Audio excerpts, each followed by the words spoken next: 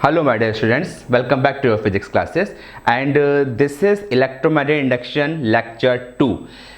पहले वाले लेक्चर में हम आपसे बात कर चुके हैं Faraday laws of electromagnetic induction पे, लेंज लॉ पे and Fleming's right hand rule और जेंडर रूल पे। उस पर हमने कुछ क्वेश्चन से बात की थी। उसी सीरीज को आगे कंटिन्यू करते हुए हम कुछ और क्वेश्चंस को यहाँ स्टार्ट कर रहे हैं जो सारे आपके बोर्ड एग्जाम में कभी ना कभी पूछे गए हैं। ठीक है, तो लेट अस स्टार्ट। आज जो हम पहला क्वेश्चन लेने जा रहे हैं आज की डेट में वो क्या है भाई, ये आपके पास एक करंट कैरिंग कंडक्टर और उसमें आई अमाउंट ऑफ करंट फ्लो हो रही है and in this current carrying conductor आपके पास एक लूप क्या है 1 और एक लूप क्या है 2। ये दो लूप रखे हुए हैं, ये दोनों लूप रखे हुए हैं। तो आपको इन दोनों ही लूप में डायरेक्शन ऑफ इंड्यूस करंट बतानी है, क्या होगी, कब when current I is steady, second when current is increasing. ठीक है, और थर्ड केस में आपको बताना है when current in the conductor is decreasing. तीनों केस में आपको बताना है what will be the direction of induced EMF in loop 1 and in loop 2। ठीक है, चलो भाई आ जाओ। फर्स्ट केस की बात करते हैं। अगर करंट स्टेडी है, अगर करंट स्टेडी है तो नियर बाई रीजन में भी क्या होगा, एक कांस्टेंट मैग्नेटिक फील्ड होगी। कांस्टेंट मैग्नेटिक फील्ड होगी, it means there will be constant flux bound with the loop 1 and 2। No change in flux means no induced EMF. तो पहले वाले केस में तो अगर स्टेडी करंट फ्लो हो रही है तो यहां पर कोई भी इंड्यूस्ड ईएमएफ नहीं होगा। हम क्या लिख सकते हैं, no induced EMF. Second case में आइए, when current I is increasing, current बढ़ रही है तो लेंज लॉ पढ़ा था ना हमने, the direction of induced EMF is such that it opposes the cause of its production. अब करंट बढ़ रही है तो इस लूप में जो इंड्यूस्ड ईएमएफ होगी क्या करेगा, वो करंट के बढ़ने का अपोज करेगा मतलब करंट के अपोजिट। तो फर्स्ट वाले में क्या आ रही है आपके पास, क्लॉकवाइज।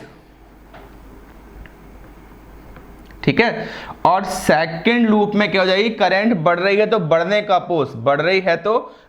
अपोज, इसमें क्या हो जाएगी आपके पास, एंटी क्लॉकवाइज। ठीक है, अगर करंट आपके पास क्या हो रही है, डिक्रीज हो रही है। अब करंट डिक्रीज हो रही है तो उसको डिक्रीज होने से रोकेगा मतलब करंट की डायरेक्शन में। तो ये कैसा आ गया, लूप 1 के अंदर एंटी क्लॉकवाइज। और अगर 2 में आ रहा है तो करंट की डायरेक्शन में फ्लो होगा ना, बढ़ रही है तो करंट को बढ़ाएगा करंट की डायरेक्शन में। यहां पर क्या आ जाएगा आपके पास, direction of induce current will be clockwise. ठीक है बेटा, सिंपल रूल मैंने अप्लाई किया हुआ है। अगर आप बुक्स को स्टडी करेंगे तो वहां पे एक डिफरेंट एक्सप्लेनेशन है, वो सही है गलत नहीं है, बट अगर हमारे पास सिंपल अप्लाई करके रिजल्ट आ रहे हैं so why don't you use a simple method here. ठीक है, चलिए now let us move to the question number 2। Question number 2 में क्या हमने चेंज किया है, एक्चुअली मैंने चेंज नहीं किया, ये बोर्ड एग्जाम में पूछा हुआ क्वेश्चन था। यही है आपके पास, सेम अरेंजमेंट है और इस अरेंजमेंट में थोड़ा सा चेंज किया। क्या चेंज किया, उन्होंने बोला भाई अभी तो यहां पर स्टेडी करंट ही फ्लो हो रही है, तो अब तो आप समझ गए सर, करंट स्टेडी है तो फिर तो यहाँ पे कोई ईएमएफ इंड्यूस होगा ही नहीं। ठीक है, लेकिन बोर्ड ने क्वेश्चन में क्या चेंज किया, बोले अब की बार ये दोनों लूप वायर को अप्रोच कर रहे हैं, दोनों ही लूप करंट कैरिंग कंडक्टर को अप्रोच कर रहे हैं। अप्रोच करेंगे मतलब क्या है, there will be some change in magnetic flux, और हम पढ़ रहे हैं whenever there is a change in flux always an EMF is induced. अब जरा गौर से देखना, तो यहां जो मैंने फर्स्ट वाले लेक्चर में कॉन्सेप्ट अप्लाई किया था उसको भी मैं यहां डायरेक्टली अप्लाई करने जा रहा हूं। देखो कैसे भाई, अगर मैं करंट कैरिंग कंडक्टर की वजह से मैग्नेटिक फील्ड की डायरेक्शन निकालूं तो यहां पर क्या हो जाएगी, क्रॉस, और यहां पर क्या आ जाएगी, डॉट। ठीक है, तो गौर से देखो, जो प्रीवियस लेक्चर मैंने कहा था कि एक तरीके से हम कंसीडर कर सकते हैं जो सेकेंड लूप है वो क्रॉस वाली फील्ड में फील्ड के परपेंडिकुलर एंटर कर रहा है, और जब भी कोई लूप फील्ड के परपेंडिकुलर एंटर करेगा तो उसके अंदर डायरेक्शन ऑफ इंड्यूस्ड करंट क्या आनी है, एंटी क्लॉकवाइज डायरेक्शन में, क्रॉस वाली फील्ड में। और कोई अगर डॉट वाली फील्ड में एंटर करेगा तो वहां पर डायरेक्शन ऑफ इंड्यूस करंट क्या आ जानी है, इन क्लॉकवाइज डायरेक्शन। याद आया, पहले लेक्चर में क्या था, अगर आपने फर्स्ट लेक्चर नहीं चेक किया है, नहीं स्टडी किया है, तो अभी आप जाइए फर्स्ट लेक्चर को स्टडी कर लीजिएगा, then you will find the same concept here. बहुत ही अच्छे से एक्सप्लेन किया हुआ है, ठीक है। चलो अब इसके बाद एक और क्वेश्चन जो बोर्ड में आया वो क्या था, वही मेथड है जो हमने प्रीवियस लेक्चर से लिंक है, यहाँ पे भी इसका एक्सप्लेनेशन। ये क्रॉस वाली फील्ड है, ये क्रॉस वाली फील्ड है, और इस क्रॉस वाली फील्ड के अंदर हमने क्या किया हुआ है, एक लूप रखा हुआ है कोई, और वो लूप कैसे रखा हुआ है, वो लूप ये देखो, ये इस तरीके से एक लूप रखा हुआ है, और ये लूप अब क्रॉस वाली फील्ड के अंदर एक्सपैंड हो रहा है। ये लूप क्रॉस वाली फील्ड के अंदर क्या हो रहा है, एक्सपैंड हो रहा है। मतलब ये लूप क्रॉस वाली फील्ड के अंदर क्या हो रहा है, एक्सपैंड हो रहा है। बेटा वन सेकेंड, ये लूप क्रॉस वाली फील्ड के अंदर एक्सपैंड हो रहा है, मतलब क्या हो रहा है, area bound with the loop increase हो रहा है, flux bound with the loop increase हो रहा है क्रॉस वाली फील्ड में। यहां भी जब ये लूप एंटर कर रहा है तो flux bound with the loop increase हो रहा है। तो जब जब ये सिचुएशन मिलेगी तब डायरेक्शन ऑफ इंड्यूस करंट क्या हो जाएगी, एंटी क्लॉकवाइज। तब डायरेक्शन ऑफ इंड्यूस करंट क्या हो जाएगी, एंटी क्लॉकवाइज, ठीक है।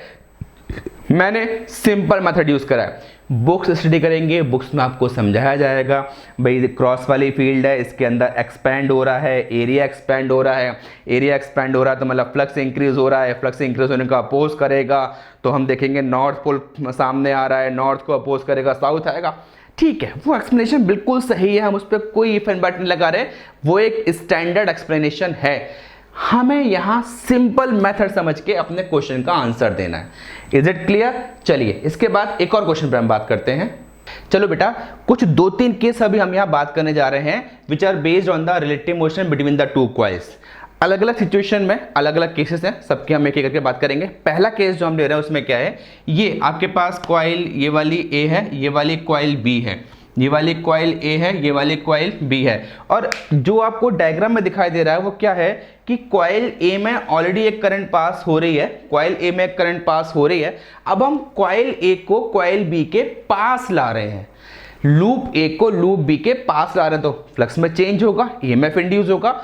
उस इंड्यूस ईएमएफ की डायरेक्शन क्या होगी वो हमें डिस्कस करना है। ऐसे यहां पर हम अवे लेके जा रहे हैं, फ्लक्स में चेंज होगा, ईएमएफ इंड्यूस होगा, उस इंड्यूस ईएमएफ की डायरेक्शन क्या होगी उस पर हमें यहां पर डिस्कस करना है। चलो भाई देखते हैं, यहां देखो ये करंट की डायरेक्शन क्या आ रही है, क्लॉकवाइज, मेरी तरफ से क्लॉकवाइज है, आई एम द ऑब्जर्वर। तो ये वाला पोल, मेरी तरफ वाला पोल क्या हो जाएगा, साउथ, ये वाला पोल क्या हो गया, नॉर्थ। तो जब आप कॉइल ए को कॉइल बी के पास ला रहे हैं, इसका मतलब क्या हो गया, नॉर्थ पोल इस लूप के पास आ रहा है, नॉर्थ पोल कॉइल बी के पास आ रहा है। So according to Lenz law the direction of induced EMF is such that it opposes the cause of its production. तो क्या करेगा, इसके अंदर इंड्यूस्ड ईएमएफ डायरेक्शन कैसे होगी कि वो नॉर्थ पोल को आने से रोकेगा, रिपेल करेगा। तो यहां भी कौन सा पोल इंड्यूस होगा, नॉर्थ पोल है, तो इसके अंदर डायरेक्शन ऑफ इंड्यूस करंट क्या हो जाएगी, एंटी क्लॉकवाइज। या तो आप बोल सकते हो एंटी क्लॉकवाइज, या एक और मेथड से आप बोल सकते हो, यहां पर क्या है आपके पास क्लॉकवाइज, तो इसके अंदर क्या होगी, एंटी क्लॉकवाइज। मैं लिख सकता हूं opposite to the direction of main current in loop A. तो हम ऐसे भी लिख सकते हैं, opposite to the direction of main current in loop A. हम क्या लिख सकते हैं, opposite to the direction of main current in loop A, ठीक है। यहां पर आइए, अब डायरेक्शन ऑफ करंट तो सेम है, अगर डायरेक्शन सेम है तो यहां पे भी कौन सा पोल इंड्यूस हुआ होगा, एन पोल। अब इस वाले लूप को आप लूप बी से अवे लेके जा रहे हो, दूर लेके जा रहे हो, तो फिर से क्या होगा, फ्लक्स में चेंज। अब क्या करेगा, नॉर्थ पोल को जाने से रोकेगा तो उसको अटैक करेगा तो इसके एंड पे कौन सा पोल इंड्यूस होना चाहिए, साउथ पोल होते ही इसके अंदर डायरेक्शन ऑफ करंट अब क्या आ जाएगी, क्लॉकवाइज। अब इसमें भी क्लॉकवाइज और इसमें भी क्या होगा, क्लॉकवाइज। तो क्या मैं कह दूं यहां पर direction of induced EMF in B will be same as the main current in loop A. तो हम वही लिखेंगे, और वी कैन से डायरेक्शन क्या हो जाएगी, सेम टू द या same as the direction of main current in loop A. ठीक है, इसको नोट कीजिएगा। ओके बेटा, एक और केस हम यहां पर बात कर रहे हैं। देखो अभी यहां पर दोनों ही आपको जो लूप ए और बी दिए हुए हैं, दोनों में करंट फ्लो हो रही है and the two loops have current in same direction. अब जो डिफरेंस है वो क्या रहा है, सेम डायरेक्शन में अगर रखे हुए हैं अपने अपनी जगह फिर तो कोई फ्लक्स में चेंज ही नहीं होगा, ईएमएफ इंड्यूस नहीं होगा। लेकिन अभी क्या कर रहे हैं, दोनों लूप एक दूसरे को अप्रोच कर रहे हैं, यहां पर दोनों लूप एक दूसरे से अवे जा रहे हैं। तो जब ये अप्रोच करेंगे तो एक दूसरे की फील्ड को डिस्टर्ब करेंगे, मतलब फ्लक्स में चेंज होगा, और जब जब फ्लक्स में चेंज होगा तब तब एक ईएमएफ इंड्यूस होगा। चलो भाई, अब यहां गौर से देखना, ये दोनों ही लूप के अंदर डायरेक्शन ऑफ करंट क्या के पास सेम है। तो अगर मैं ऑब्जर्वर हूं, मैं क्या हूं यहां पर, मैं ऑब्जर्वर हूं। ठीक है, मैं क्या हूं यहां पर, ऑब्जर्वर। आपको मेरी तरफ से देखना है, तो मेरी तरफ देखने पे ये भी क्या क्लॉकवाइज, ये भी क्या क्लॉकवाइज, तो इसका मेरी तरफ वाला पोल साउथ, इधर वाला नॉर्थ, इसका इधर वाला साउथ, इधर वाला नॉर्थ। अब ये पास आ रहे हैं, तो नॉर्थ साउथ पास आ रहे हैं, मतलब क्या करेंगे, वो नॉर्थ साउथ के पास आने का अपोज करेंगे तो क्या होगा, अपोजिट पोल्स प्रोड्यूस होंगे, अपोजिट पोल्स होंगे। इसके रिजल्ट क्या होगा, induce current in the two coils is opposite to the main current. तो जो मेन करंट है उसके साथ जो एक इंड्यूस्ड ईएमएफ होगा due to change in flux, वो मेन करंट के अपोजिट डायरेक्शन में डेवलप होगा। It means thus the current in each coil decreases। तो आप ये एक रिजल्ट लिख सकते हो, when the two current carrying coils having current in same direction approaches each other, so because of induction the net current in the two coil क्या होगा, decrease होगा। लेकिन ये कब तक डिक्रीज होगा, जब तक फ्लक्स में चेंज होगा, मतलब सारे चेंजेस इंस्टेंटेनियस हैं, परमानेंट नहीं है। ऐसे ही आ जाओ, जब हम क्या करेंगे, अवे लेके जाएंगे तो नॉर्थ और साउथ एक दूसरे के अवे जाने का अपोज करेंगे, अटैक करेंगे, तो सेम पोलैरिटी इंड्यूस करेंगे। इन दैट केस क्या होगा, induce current in the two coil is same as the direction of main current. अब इंड्यूस करंट मेन करंट की डायरेक्शन में फ्लो होगा, रिजल्ट क्या होगा, current in each coil increases. Okay बेटा, एक और केस, मैंने इस क्वेश्चन में थोड़ा सा चेंज किया हुआ, अच्छे से पढ़ लेना, आपको शायद एकदम से ये फील नहीं हो रहा होगा क्या चेंज किया हुआ है। अभी वाले केस में क्या है, two current carrying coil carries current in opposite direction. पहले वाले में the two current carrying coils were having current in same direction. अभी कैसे हो गए ये, अपोजिट डायरेक्शन, अपोजिट में अप्रोच कर रहे हैं, यहाँ अपोजिट में अवे जा रहे हैं। तो वही चीज है, अपोजिट है तो सेम पोल साथ आ गए, पास करेंगे, अपोज करेंगे तो क्या होगा भाई, सेम पोलैरिटी इंड्यूस होगी। इट मींस अभी जो यहाँ पर इंड्यूस करंट है वो मेन करंट की डायरेक्शन में जाएगा। As a result current in each coil increases. Away जाएंगे तो दूर जाने का अपोज करेंगे, उसको अटैक करेंगे, तो अपोजिट पोलैरिटी इंड्यूस करेंगे। अब क्या होगा, इंड्यूस करंट की डायरेक्शन क्या होगी, मेन करंट के opposite. As a result current in each coil decreases. ठीक है, नोट कीजिएगा, बहुत ही इंपॉर्टेंट है और ये सारे केसेस कई बार बोर्ड एग्जाम में डिस्कस किए हुए हैं। ओके बेटा, वापस से थोड़ा सा फ्लैशबैक में जा रहे हैं। हमने क्या बात किया था आपसे, what are the methods of producing induced EMF. तो 3 पॉइंट आपने लिखे थे, by changing B, by changing A and by changing theta orientation. उसी की सीक्वेंस को अब हम यहाँ फॉलो करते हुए जा रहे हैं। तो पहला हम आपसे क्या बात कर रहे हैं, बाय चेंजिंग बी। और बाय चेंजिंग बी को डिस्कस करने के लिए हमें क्या स्टडी करना होगा, self induction and mutual induction.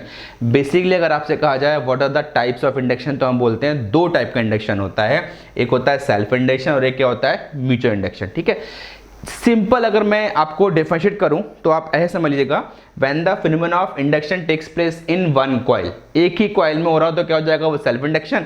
और जहां पर कम से कम 2 कॉइल या 2 से ज्यादा भी पॉसिबल हैं तो वहां पर क्या हो जाएगा, म्यूचुअल इंडक्शन। तो क्लियरली 1 बाय 1 हम बात करेंगे आपसे, पहले self induction and then mutual induction. Let us start with self induction. क्या कहता है सेल्फ इंडक्शन, भाई जरा गौर से देखिएगा। सपोज मेरे पास एक कॉइल है, ठीक है, और इस कॉइल में हमने एक बैटरी कनेक्ट करी, एक हमने की कनेक्ट करी। ठीक, अभी जब की ओपन है, सर्किट में कोई करंट फ्लो नहीं कर रही, no induced EMF, no induced current, मतलब फ्लक्स में कोई चेंज ही नहीं है। अब गौर से देखना, यहाँ 3 फेज की मैं आपसे बात कर रहा हूँ, 3 सिचुएशंस की। पहला मैंने बोला जैसे की को हम प्रेस करेंगे तो current in the circuit increases from 0 to I। Second में आपकी करंट क्या हो जाएगी, कांस्टेंट। और थर्ड में आपकी करंट जब मैं की को रिलीज करूंगा, current will decrease in the circuit from I to 0। तो यहां और यहां वाली बात करें, इसको छोड़ दें। अगर करंट कांस्टेंट है तो यहां पर क्या होगा, मैग्नेटिक फील्ड कांस्टेंट होगी, फ्लक्स कांस्टेंट होगा, नो चेंज इन फ्लक्स मतलब नो इंड्यूस्ड ईएमएफ। इस वाले केस में आपका कोई भी ईएमएफ इंड्यूस नहीं होगा। मैं इस वाले केस की बात कर रहा हूं, इस वाले केस की बात करूं। अब यहां देखना, गौर सुनना भाई, जैसे की को मैं प्रेस करूंगा, the current in a circuit increases, due to increase in current there will be some increase in magnetic flux, there will be some change in magnetic flux। now whenever there is a change in magnetic flux always an EMF is induced। तो जैसे ही की के को आप press करोगे, the current in the circuit increases from 0 to I। so for this small duration of time क्या होगा, यहाँ पे एक EMF इंड्यूस होगा। इस फिनोमेना को हमने क्या नाम दिया, सेल्फ इंडक्शन।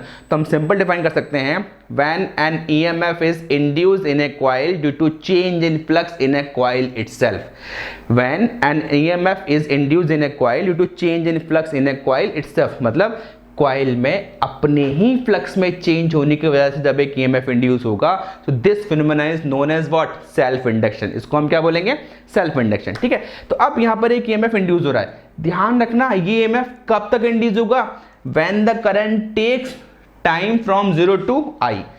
I कांस्टेंट हो गई, नो इंड्यूस्ड ईएमएफ। अब जैसे इस की के को आप रिलीज करोगे, the current in the circuit starts decreasing, the current in a circuit start decreasing, again there will be a change in magnetic flux। और जब जब फ्लक्स में चेंज होगा तब तब एक EMF इंड्यूस होगा।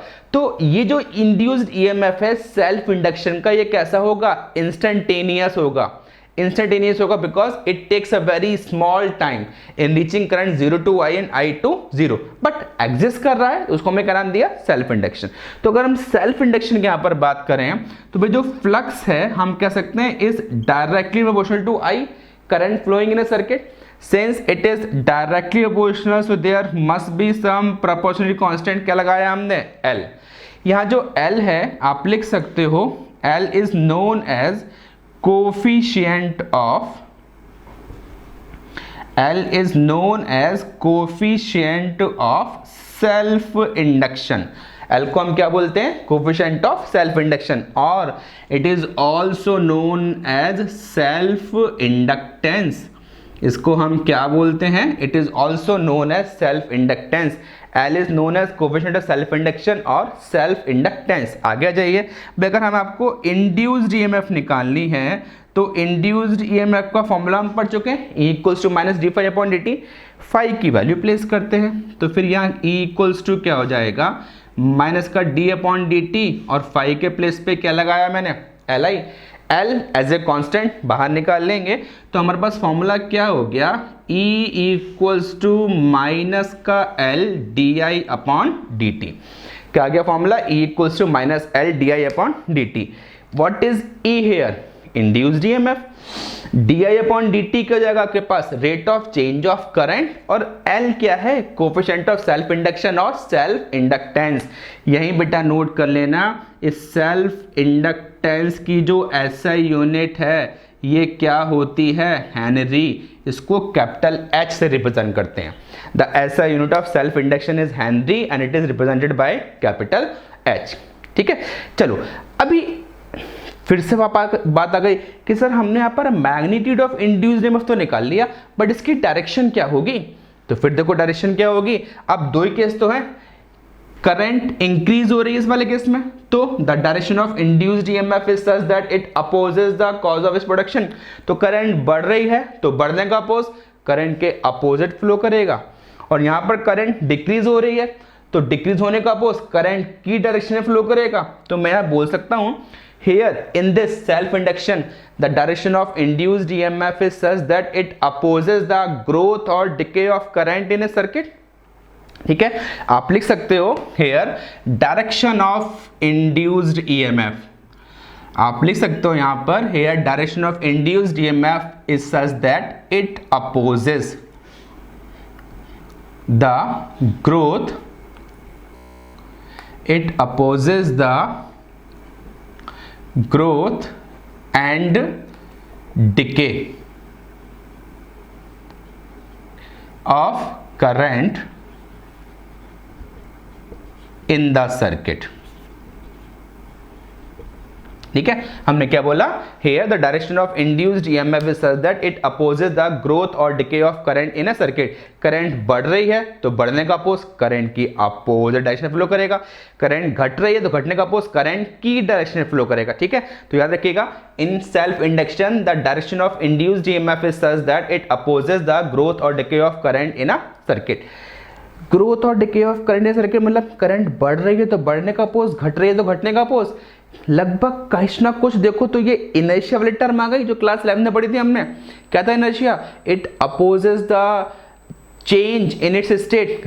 मोशन से रेस्ट में ला रहे हैं तो अपोज कर रहा है, रेस्ट से मोशन में ला रहे हैं तो अपोज कर रहा है। वो हमेशा अपनी स्टेट में चेंज का अपोज कर रहा है, वो चीज तो यहां पर भी हो रही है। इट अपोज द ग्रोथ और decay of current in a circuit. That's why ये जो इंडक्टेंस है ना, ये सेल्फ इंडक्शन, सेल्फ इंडक्टेंस जो हम बात कर रहे हैं, it is also known as inertia of electricity. इसको हम क्या बोलते हैं? It is also known as inertia of electricity. ठीक है, it is also known as inertia of electricity. ठीक है, मैं थोड़ा सा साफ लिख दूं, बाकी तो आप लोग समझ ही गए होंगे। इसको हम क्या बोलते हैं? Inertia of electricity. ठीक है, क्यों बोलते हैं इसको inertia of electricity? Because it opposes the growth और decay of current in a circuit. ठीक है, चलिए भाई, अगर मुझे इस एल को डिफाइन करना है, हमें क्या करना है? एल को डिफाइन करना है। तो भाई आप लिख सकते हो इसके बाद definition of coefficient of self induction. ठीक है, हम किसकी बात कर रहे हैं? Definition of coefficient of self induction. तो वापस आ जाओ, हमने क्या बोला? E इक्वल्स टू माइनस का L di अपॉन dt। हमने कंडीशन लगाई इफ माइनस का di upon dt equals to 1, unity कर लिया, देन क्या जाएगा भाई? L will be equals to E। L will be equals to E, तो how we can define? देखिए आप लिख सकते हो, हम क्या बोलेंगे? Thus the coefficient of self induction or self inductance is equal to the induced EMF in a coil when the rate of decrease of current in a circuit is unity। बेटा minus का di upon dt है, इसलिए हमने क्या word use करा? Rate of decrease of current in a circuit is unity. मैं एक बार फिर बोल रहा हूं, नोट कर लेंगे। The magnitude the coefficient of self induction और self inductance is equal to the induced EMF in a coil when the rate of decrease of current in a coil is unity. एक छोटी सी term हम यहां पर introduce कर रहे हैं, that is inductor. यही जो कॉइल, जिसको हम बार बार कॉइल बोले थे, इसको हम एक तरीके से क्या बोलेंगे फिजिक्स में? अब इंडक्टर। क्यों भाई? एक ऐसी कॉइल जिसमें phenomena of induction takes place, उसे हमने क्या कहते हैं? इंडक्टर जिसके अंदर इंडक्शन एग्जिस्ट कर रहा है, उसे हम क्या बोलेंगे?